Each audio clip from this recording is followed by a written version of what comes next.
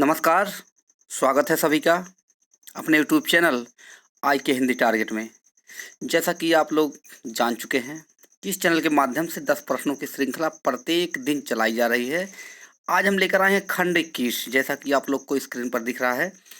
खंड 21 हिंदी साहित्य TGT, PGT, LT, GIC lecturer इत्यादि कोई भी हिंदी से संबंधित अगर परीक्षा है तो आप अगर तैयारी करना चाहते हैं तो आप 10 प्रश्नों की श्रृंखला से आज ही जुड़ जाइए, क्योंकि सवाल हमारा और जवाब भी हमारा होता है। तो इसमें हम पहले आपको 10 सवाल लेंगे, पहले 10 प्रश्नों के जवाब, फिर इसके बाद 10 सवाल देते हैं।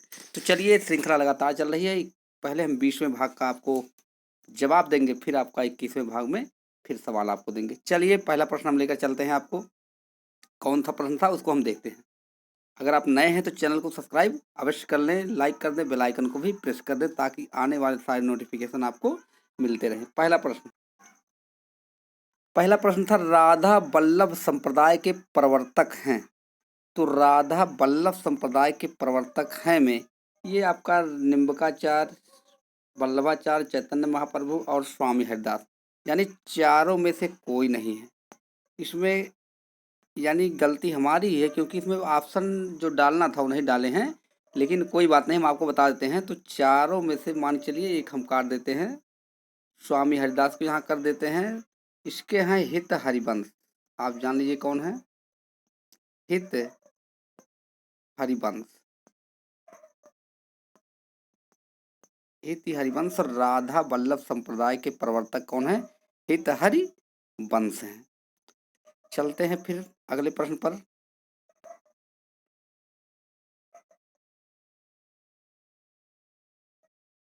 थोड़ा इसको पतला हम कर लेते हैं ताकि आसानी रहे। अब सही है। चलिए अगले प्रश्न पर चलते हैं।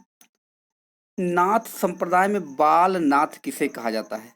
बालनाथ किसे कहा जाता है? तो सही जवाब आपका होगा जालंधर नाथ। जालंधर नाथ को, यानी जालंधर नाथ को बालनाथ कहा जाता है। क्या कहता है? बालनाथ। नाथ संप्रदाय में जालंधर नाथ को बालनाथ। आप जान रहे हैं नाथों की संख्या 9 है और नाथ संप्रदाय के प्रवर्तक गोरखनाथ है।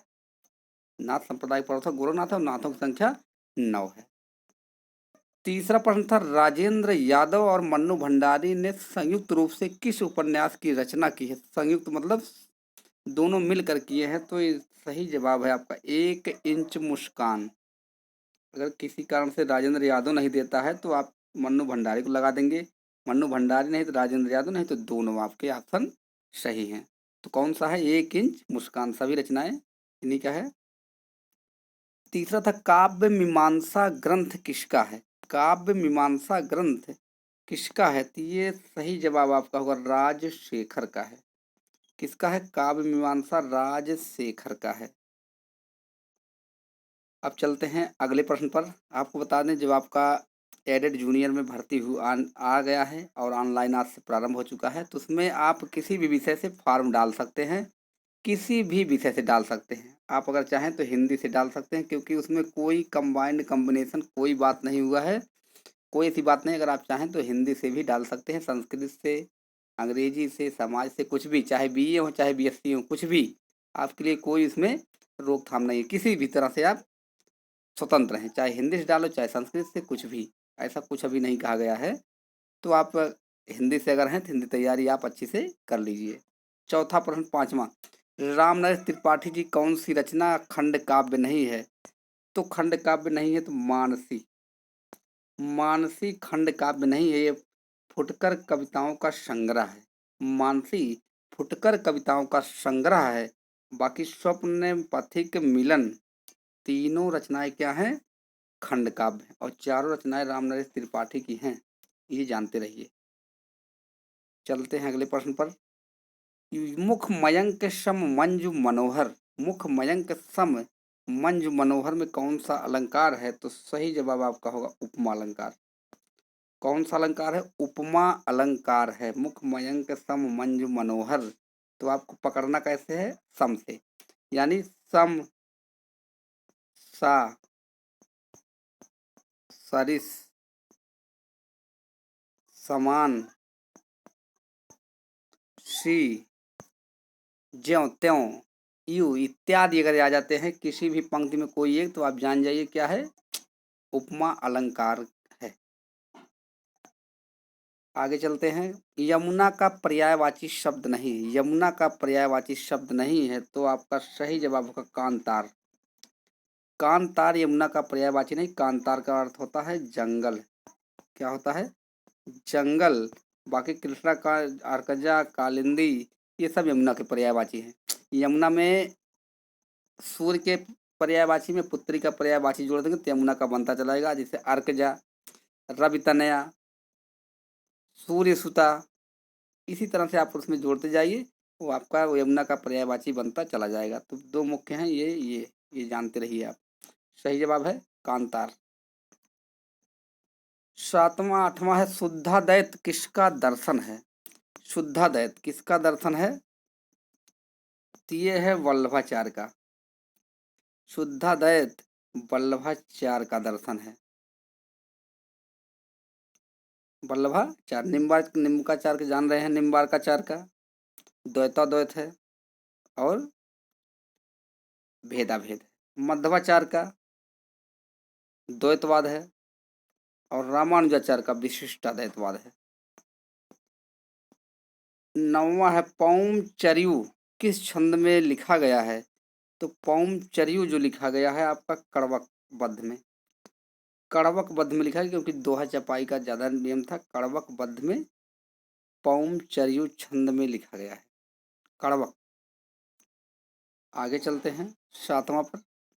नौवां यानी आज का अंतिम और 10वां प्रश्न है, छायावाद को नवीन काल किस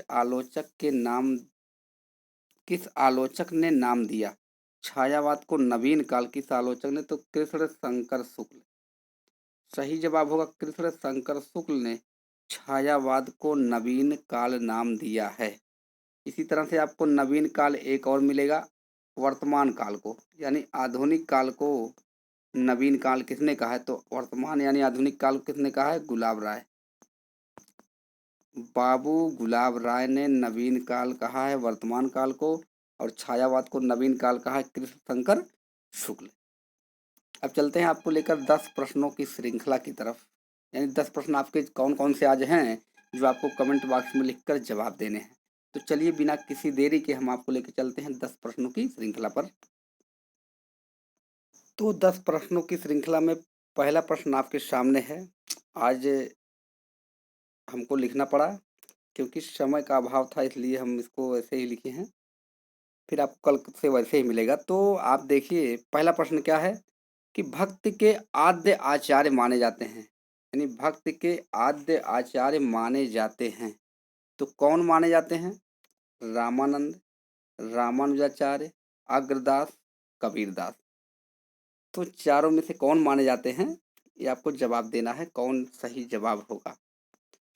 दूसरा प्रश्न है, इसको थोड़ा और छोटा कर लेते हैं ताकि साफ दिखे आप लोग को। अब दिख रहा होगा साफ। आचार्य शुक्ल के अनुसार हिंदी का प्रथम महाकाव्य, आचार्य शुक्ल के अनुसार हिंदी का प्रथम महाकाव्य कौन है? तो प्रियप्रवास, पृथ्वीराज रासो, पद्मावत, रामचरितमानस। तो चारों में से कौन है, आप उसको अच्छे से देख के फिर जवाब दीजिए। तीसरा प्रश्न है, कबीर की बानियों कबीर की बानियों का सबसे पुराना नमूना किस ग्रंथ में मिलता है? तो कबीर की बानियों का सबसे पुराना नमूना किस ग्रंथ में मिलता है? तो बीजक, ज्ञान समुद्र, गुरु ग्रंथ साहब, संत साहित्य ग्रंथ। तो कहाँ मिलता है, आप इसको बताइए। अब चलते हैं अगले प्रश्न पर।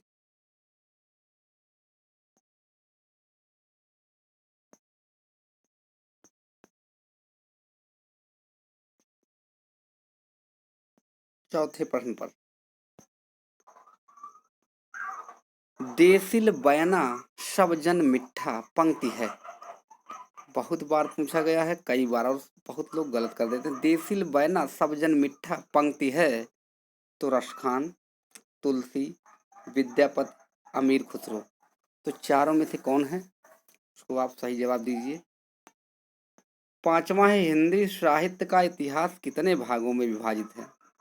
हिंदी साहित्य का इतिहास, यहाँ इतिहास हो गया है, इसको आप कर लीजिए हिंदी साहित्य का अतीत होना चाहिए, सही यही था। हिंदी साहित्य का अतीत पूछने का सही यही था, लेकिन उसमें हो गया है हिंदी साहित्य का अतीत जो विश्वनाथ का है। हिंदी साहित्य का अतीत कितने भागों में विभाजित है? सही प्रश्न ये है। तो आप बताएंगे 5, 7, 4, 2। तो इनमें से कौन जवाब सही है? हिंदी साहित्य का अतीत कितने भागों में विभाजित है? तो 7, 5, 4, 2 में से कौन सही है? आप इसको बताइए। छठा प्रश्न, ज्ञान शंकर और गायत्री प्रेमचंद के किस उपन्यास के पात्र हैं? ज्ञान शंकर और गायत्री प्रेमचंद के किस उपन्यास के पात्र हैं? गोदान, सेवा सदन, प्रेमाश्रय, कायाकल्प। तो किसके हैं ये आपको बताने हैं। अगले प्रश्न पर चलते हैं। 10वां यानी 8वां 7वां है। 7वां है, अरस्तु का काव्यशास्त्र के लेखक। अरस्तु का काव्यशास्त्र के लेखक कौन है? हजारी, आचार्य शुक्ल, डॉक्टर नगेंद्र, रामविलास शर्मा। तो इनमें से कौन है? आप इसको जांच के देखकर सही से बताइए। आचार्य शुक्ल ने त्रिवेणी में किस कवि को इनमें से नहीं रखा?